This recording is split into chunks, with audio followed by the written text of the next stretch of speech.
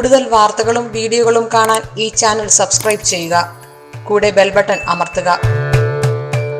നമസ്കാരം. ഐശ്വര്യം വരാനായിട്ട് ആദ്യം നമ്മൾ എന്താണ് ചെയ്യേണ്ടത്? നമ്മളെല്ലാവരും വീട്ടിൽ സന്ധ്യയ്ക്ക് വിളക്ക് കൊളുത്താറുണ്ട്. എല്ലാവരും സന്ധ്യയ്ക്ക് ചിലവർ പൂജാമുറിയിൽ, ചിലവർ വീട്ടിലെ ഗ്രഹത്തിന് വാതിൽ തുറന്ന് വാതിൽപ്പടിയിൽ ഉമ്മറപ്പടിയിൽ വിളക്ക് കൊളുത്തി വയ്ക്കും, ഉമ്മറത്ത് വിളക്ക് കൊളുത്തി വയ്ക്കും. സന്ധ്യാദീപം കൊളുത്തുന്നത് അത് നമ്മൾ പറഞ്ഞിട്ടുണ്ട്. 24 സെക്കൻഡ് മുൻപ് ചെയ്യണം. വളരെ വിശേഷമായിട്ട് വിളക്ക് കൊളുത്തുന്നതിനെ കുറിച്ചും വിളക്കിൽ എത്ര തിരിയിട്ട് കൊളുത്തുന്നതിനെ കുറിച്ചൊക്കെ നമ്മൾ പറഞ്ഞിട്ടുണ്ട്. എങ്കിലും പറയാൻ പറ്റാതെ വരുന്ന ചില കാര്യങ്ങൾ, വളരെ പ്രധാനപ്പെട്ട കാര്യങ്ങളും കൂടിയാണത്. കാരണം ആദ്യം സന്ധ്യയ്ക്ക് നമ്മൾ വിളക്ക് വീടിനകത്ത് കൊളുത്തുന്നതിന് മുമ്പ് നമുക്ക് ഐശ്വര്യം വരാനും വീട്ടിലേക്കുള്ള പല രോഗാതി ദുരിതങ്ങളെ അകറ്റാനുമായിട്ട് ആദ്യം നമ്മൾ ചെയ്യേണ്ടത് പുറത്ത് ആദ്യം വിളക്ക് കൊളുത്തി വയ്ക്കുക എന്നുള്ളതാണ്. അകത്ത് പൂജാമുറിയിലാണ് എങ്കിൽ പോലും പുറത്ത് ദീപം കൊളുത്തി വച്ചതിന് ശേഷം വേണം നമ്മൾ അകത്ത് ദീപം കൊളുത്താൻ. ഇനി അപ്പോൾ ചോദിക്കും 2 വിളക്ക് വേണമല്ലോ എന്ന് പറയും. ഒരു കാര്യം ചെയ്യുക, ഒരു വിളക്കേ കൊളുത്തുന്നുള്ളെങ്കിൽ ഒരു കാര്യം ചെയ്യുക, പുറത്ത് വിളക്ക് കൊളുത്തി വെച്ച് ഒരു 10 മിനിറ്റ് അവിടെ ഇരുന്നതിന് ശേഷം അതെടുത്ത് കൊണ്ടുപോയിട്ട് പൂജാമുറിയിൽ വെക്കുക. ചിലവർക്ക് 2 വിളക്ക് കൊളുത്തുന്നതും 2 വിളക്ക് കഴുകുന്നതും 2 വിളക്കിൽ തിരിയിട്ട് ദീപം കത്തിക്കുന്നതൊക്കെ ബുദ്ധിമുട്ടായിരിക്കാം. അങ്ങനെയുള്ളവർ കുറച്ച് സമയം, എത്ര വലിയ വീടായാലും എത്ര വലിയതായാലും, ആദ്യം പുറത്ത് വിളക്ക് കൊളുത്തി വെച്ച് വീടിൻ്റെ ഉമ്മറപ്പടിയിലേക്ക് പുറത്തേക്ക്, അതായത് നമ്മളുടെ ഉമ്മറത്ത് കടന്നു വരുന്ന സിറ്റ് ഔട്ടിലോ എവിടെയെങ്കിലും ആദ്യം വിളക്ക് വയ്ക്കുന്നിടത്ത് ആദ്യം അവിടെ വിളക്ക് കൊളുത്തി വെച്ചതിന് ശേഷം നമ്മൾ അകത്തേക്ക് വിളക്ക് കൊളുത്തുക.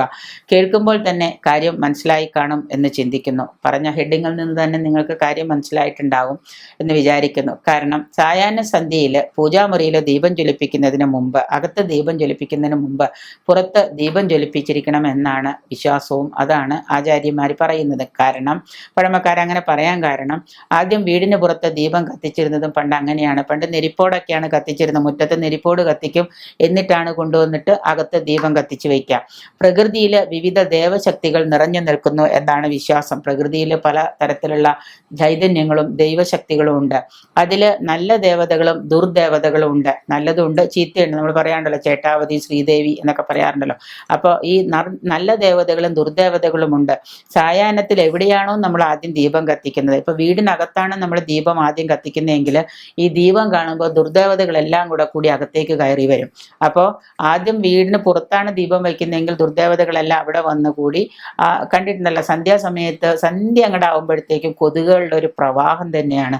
ഈ കൊതുകുകൾ എന്താ നല്ലതല്ലല്ലോ. കൊതുകുകളെ നമ്മൾ ആരെങ്കിലും വളർത്താറുണ്ടോ? ഇല്ല. അത് ദുർദേവതയിൽപ്പെട്ടതാണ് എന്ന് ചിന്തിക്കാം. അപ്പോൾ അതുപോലെ ഈയാമ്പാറ്റയൊക്കെ വരുന്ന സമയമാണെങ്കിൽ വിളക്ക് കണ്ടു കഴിഞ്ഞാൽ ഉടനെ ഈയാമ്പാറ്റകളൊക്കെ ഓടി വരും. അകത്ത് വിളക്ക് കത്തിച്ച് ലൈറ്റ് ഇട്ട് വെച്ചിട്ടുണ്ടെങ്കിൽ അകത്തേക്ക് ഈയാമ്പാറ്റകൾ വരും. അത് തന്നെയാണ് ദുർദേവതകളെന്ന് നമ്മൾ വിചാരിക്കുക. അപ്പോൾ ഈ പുറത്ത് ദീപം കത്തിച്ച് ജ്വലിപ്പിച്ച് സായാഹ്നത്തിൽ എവിടെയാണോ ആദ്യം ദീപം കത്തിക്കുന്നത് അവിടെ ദുർദേവതകളുടെ ശക്തികൾ എത്തിപ്പെടുമെന്നാണ് സങ്കല്പം. പുറത്താണ് നമ്മൾ ഈ ദീപം കത്തിച്ച് വെക്കുന്നതെങ്കിൽ ദുർദേവതകൾ അത് സ്വീകരിച്ച് സന്തോഷിക്കുകയും തുടർന്ന് അതിനുശേഷം വീടിനുള്ളിൽ ജ്വലിപ്പിക്കുകയും ചെയ്യുന്ന രീതി. അപ്പോൾ അവിടേക്ക് സൽദേവതകൾ കടന്നു വരും. ദുർദേവതകൾ ആദ്യം ദീപം കണ്ടുകൊടുത്ത് വന്നു, പിന്നെ നമ്മൾ അകത്ത് കത്തിച്ച് വയ്ക്കുമ്പോൾ അകത്തേക്ക് എന്താണ് ആ ദേവതകൾ വന്നു, അകത്ത് ഐശ്വര്യം വിളയാടുന്നു എന്ന് വേണം നമ്മൾ ചിന്തിക്കാൻ. അപ്പോൾ എന്തൊക്കെയാണെങ്കിലും ഈ കീഴ്വഴക്കം ഗുണഫലങ്ങളാണ് ഉണ്ടാക്കുന്നത് എന്നുള്ളത് തന്നെയാണ് സത്യം. ഇനി ഇത് നിങ്ങൾ ചോദിക്കും, ആരാ ദുർദേവത? ഇപ്പോൾ പലർക്കും സംശയം ചോദിക്കാൻ തുടങ്ങും, ആരാ ദുർദേവത, ആരാ സൽദേവത, കണ്ടിട്ടുണ്ടോ, കേട്ടിട്ടുണ്ടോ, എങ്ങനെയാണ്? ഇപ്പോൾ പറഞ്ഞല്ലോ, സന്ധ്യയായി കഴിഞ്ഞാൽ വിളക്ക് കണ്ടാൽ കൊതുകും ഈച്ചയും പാറ്റയും ഈയാമ്പാറ്റയും എല്ലാം വരും. അപ്പോൾ അതിനെ അകത്തേക്ക് ആകർഷിക്കാതിരിക്കാൻ വേണ്ടി പുറത്ത് നെരിപ്പോടോ വിളക്കോ കൊളുത്തി വയ്ക്കുക, ദീപം കൊളുത്തി വയ്ക്കുക. എന്നിട്ട് ശേഷം നമ്മൾ പോയിട്ട് അകത്ത് ദീപം കത്തിച്ച് വയ്ക്കുക. അപ്പോൾ ഇതെന്തൊക്കെയാണെങ്കിലും ഈ കീഴ്വഴക്കം വളരെ ഗുണകരമായ ഒരു മാറ്റം തന്നെ നമ്മളിൽ കൊണ്ടുവരുന്നുണ്ട്. ഇത് ഒരു വിശ്വാസവുമാണ്, ശാസ്ത്രവുമാണ്. ഇനി എന്തായാലും ഈ ചിട്ട ആർക്കും ജീവിതത്തിൽ പകർത്താവുന്നതേ ഉള്ളൂ. ഇതിനെ നമ്മളൊരു യുക്തിയോടെ എടുത്ത് അതിനെ യുക്തിബോധം ഇല്ല, അല്ലെങ്കിൽ ഇത് ലോജിക്കില്ല എന്ന് പറഞ്ഞ് തള്ളിക്കളയാതിരിക്കുക.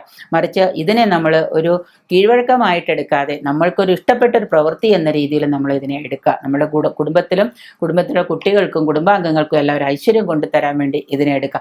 അകത്തും പുറത്തും വിളക്ക് കൊളുത്തുന്നില്ലേ പിന്നെ ഒരു കുഴപ്പമില്ല, പ്രശ്നം തീർന്നല്ലോ. അപ്പോൾ അതുകൊണ്ട് ഇതിനെ തള്ളിക്കളയാതിരിക്കുക നിങ്ങൾ.